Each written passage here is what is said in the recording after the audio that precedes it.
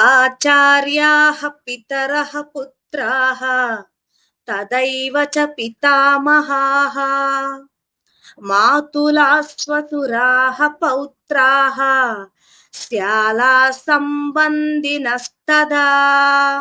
ఆచార్యాః గురువులు, పితరః తండ్రులు, పుత్రాః కుమారులు, తథైవ అలాగే, పితామహాః తాతలు, మాతులాః మామలు, స్వసురాః మామయ్యలు సంబంధములో ఉన్నటువంటి వారు, పౌత్రాః మనవళ్ళు, శ్యాలాః మరిదివారు, సంబంధినః ఇతర బంధువులు, తథా అలాగే.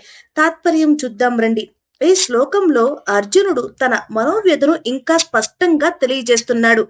అతను అంటున్నాడు, ఈ యుద్ధరంగంలో నా గురువులు, తండ్రులు, కుమారులు, తాతలు, మామలు, మరిదివారు, మనవళ్ళు ఇలా అనేక బంధువులు నిలబడి ఉన్నారు. వీరందరూ నా ప్రాణానికి మించిన వారు. వారిని చంపి పొందే రాజ్యం, సుఖాలు, భోగాలు నాకు అవసరం లేదు. ఇప్పుడు సందర్భం చూద్దాం రండి.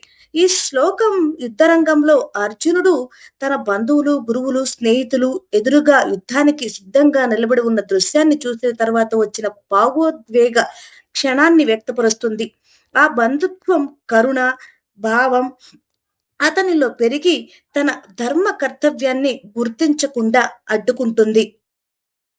భగవద్గీత మరింత మందికి చేరువ కావాలి అంటే నా వీడియోని మీరు తప్పకుండా లైక్ చేయాలి. లైక్ చేసి మరింత మందికి చేరువయ్యేలా చేస్తారు అని కోరుకుంటున్నాను. ధన్యవాదాలు.